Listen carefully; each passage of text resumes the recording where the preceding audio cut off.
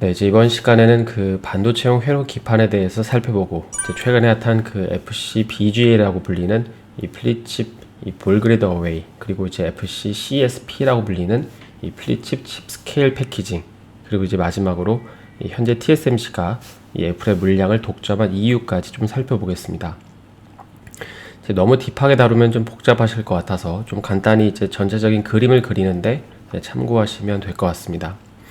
요즘 이제 기판 쪽에서 핫한 이슈 중에 하나는 바로 이제 반도체용 PCB가 있죠. 이 반도체를 메모리랑 비메모리로 이제 구분을 할 수 있듯이 이 PCB 기판도 메모리용이 있고 이제 비메모리용 PCB 시장이 있습니다.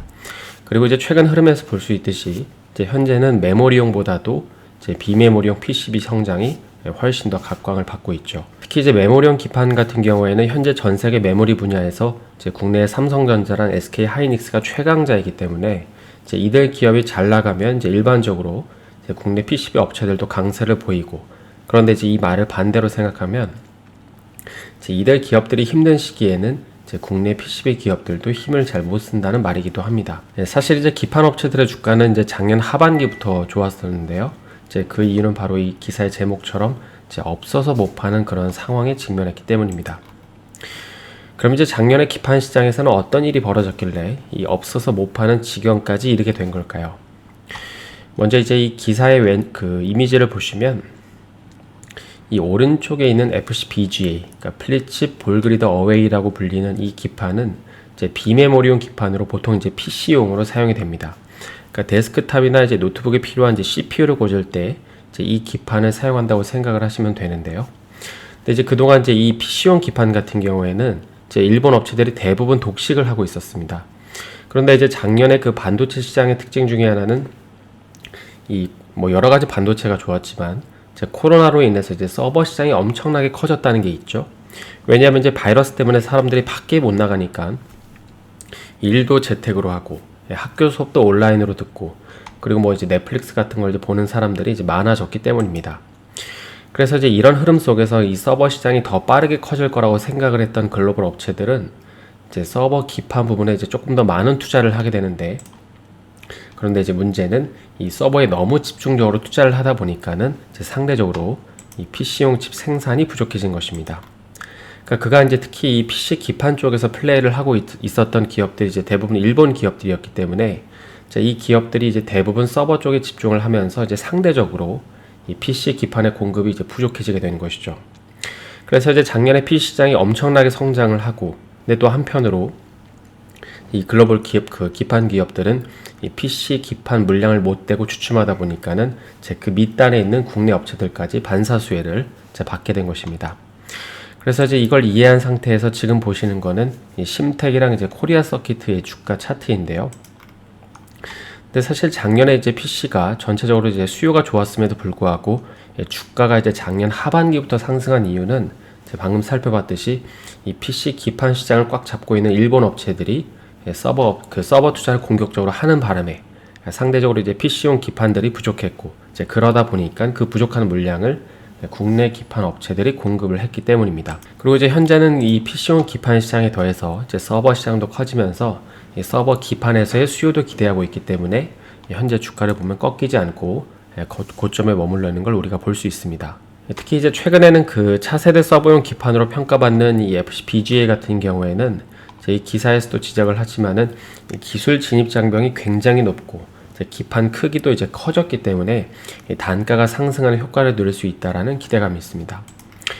그리고 이제 다음으로 왼쪽에 이 FC CSP, 그러니까 플립칩 칩 스케일 패키징이라고 불리는 이 칩은 이제 보통 스마트폰용으로 사용이 됩니다. 그래서 이제 그동안 이쪽 분야에서 최강자는 이제 국내의 삼성전기랑 이제 LG 이노텍이었는데요. 왜냐면 이제 이들의 주 고객사 중에 하나는 이제 삼성전자인데, 보시는 것처럼 이게 이제 파란색이 삼성전자의 점유율인데, 이 삼성전자의 시장 점유율이 크게 이제 늘어났기 때문입니다. 만약에 이제 여러분이 삼성전자라고 했을 때 이 기판을 안정적으로 조달받을 방법이 필요한데, 이제 국내 기업들이 이걸 해결해 줄 수 있다면 당연히 국내 업체들한테 부품을 받으려고 하지 않을까요? 그래서 이제 여기까지 간단히 최근 기판 업체들의 주가 흐름이 좋았던 이유랑 이 FC BGA 그리고 이제 FC CSP에 대해서 살펴봤는데요. 그러면 이제 이 둘 중에 앞으로 어느 칩이 조금 더 이제 각광을 받게 될까요? 이제 현 시점에서만 놓고 보면 이제 시장에서는 이 오른쪽에 FCBGA를 조금 더 높게 평가하는 것 같습니다. 그리고 이제 그 이유 중에 하나는 바로 약간 애증의 섹터 중에 하나인 이 5G 통신 장비 섹터 때문입니다. 현재 이제 스마트폰 같은 경우에는 이제 LTE에서 5G로 넘어가고 있고, 그리고 이제 우리가 생각하는 진정한 5G 폰을 이제 사용하기 위해서는 이 제목처럼 이제 28GHz를 사용해야 한다는 얘기를 많이 들어보셨죠? 근데 현재는 이제 애플만 이 주파수 대역대를 제공하고 있습니다. 그러면 이제 5G 폰과 이 FCBGA는 무슨 상관관계가 있길래 이 5G 섹터 때문에 성장할 수 있다라는 얘기가 나오는 걸까요? 그건 바로 안테나 때문입니다. 이 그림을 보시면 조금 더 이해가 쉬우실 것 같은데요. 현재 이제 대부분의 LTE 스마트폰들은 안테나가 1개 혹은 2개밖에 없습니다. 왜냐하면 이제 LTE는 이 고주파가 아니기 때문이거든요. 물론 이제 이걸 외우실 필요는 없는데, 일반적으로 이제 이 그림을 보시면 일반적으로 LTE 대역대인 저주파수가 이제 건물에 부딪히면 이렇게 이제 굴절이 됩니다. 그러니까 굴절이 돼서 이제 다른 데로 가는 거죠. 그런데 이제 5G 대역대라고 일컬어지는 이 고주파수 대역대인 28GHz는 직진성이 강하기 때문에 아래 이미지처럼 굴절이 안 되고 그냥 튕겨져 버립니다. 그러니까 이렇게 되면 이제 인터넷을 사용할 수가 없는 거죠. 그러니까 이게 무슨 말이냐면 저 멀리서 이제 주파수를 보내는데, 근데 우리가 이제 손으로 28GHz 그 5G 스마트폰을 손으로 잡고 있는 상태에서 저쪽에서 오는 주파수를 막고 있다면 그 고주파수는 내 손을 뚫지 못하고 튕겨져 나가버린다는 것입니다. 그러면 이제 인터넷 연결이 안 되는 거죠. 그래서 이제 이런 이유 때문에 이 앞으로 5G 28GHz 이제 스마트폰은 안테나를 더 많이 설치를 해줘야 되고, 여기저기서 이제 주파수를 받아야 되는 이유가 이제 이런 이유 때문인 것입니다. 그런데 이제 한편으로 생각을 해보면은 이 안테나 설치를 많이 해야 된다는 거는 그만큼 이제 이걸 고정시켜줄 칩도 많이 필요하다는 거잖아요. 그래서 이제 이 FCBGA랑 유사한 그 제조 공정을 통해서 만든 칩이 약간 어려운 말로 이 AIP, 그러니까 안테나 인 패키지라는 게 필요합니다. 그리고 이제 이 AI 칩은 이제 보시는 것처럼 이제 5G에서는 방금 한두 개만 필요했다고 하는데, 여기 이제 이런 것들이 다 이제 안테나거든요. 그래서 이제 진정한 5G 폰에서는 최소 이제 4-5개가 탑재가 되어야 합니다. 그래서 이제 진짜 5G가 됐을 때 사실 봐야 되는 섹터 중에 하나는 이 통신 장비 섹터도 있지만 바로 이 AIP를 중심으로 한 기판도 같이 봐야 하는 것이죠. 그래서 여기까지 최근 국내 기판 업체들의 주가가 좋았던 이유와 또 이제 앞으로 각광받을 이 기판 분야까지 좀 살펴봤는데요. 그럼 이제 다음으로 주제를 조금 바꿔서 이제 TSMC가 애플을 독점한 이유에 대해서 좀 살펴보겠습니다. 사실 이건 기판하고도 관련이 있기 때문에 이제 다루는 건데요. 이 반도체를 공부해 보신 분들은 아시겠지만은 이 FOWLP, 그러니까 Fan-out Wafer Level Package, 그러니까 이런 단어를 보신 적이 있으실 겁니다. 그러니까 이거는 이제 쉽게 말해서 그 반도체 패키징 기술인데요. 이 기사가 이제 나온 시점이 2016년 정도인데, 당시에 이제 이 기술이 각광을 받았던 이유는 역설적이게도 지금까지 우리가 살펴본 이 반도체 PCB 기판을 사용하지 않는 방식이었기 때문입니다. 그러니까 지금이야 이제 삼성전자가 TSMC한테 물량을 다 뺏겼지만, 사실 예전에는 이 아이폰의 물량도 삼성전자가 이제 수주를 한 적이 있었죠. 근데 이제 지금은 이제 TSMC가 100% 애플의 칩을 전량 수주를 하고 있습니다. 이유가 무엇일까요? 어떤 차이점이 있었던 걸까요? 바로 이제 기판을 쓰지 않는 이 기술 때문이었습니다.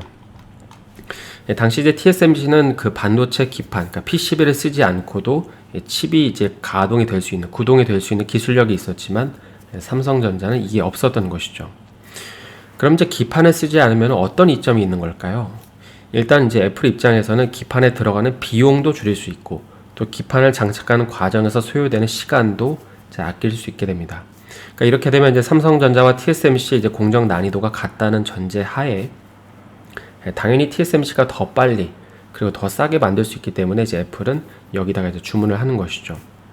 그래서 이제 TSMC의 패키징 기술이 뛰어나다는 이런 논리 저변에는 이제 바로 이런 이유 한 가지가 있었던 것입니다.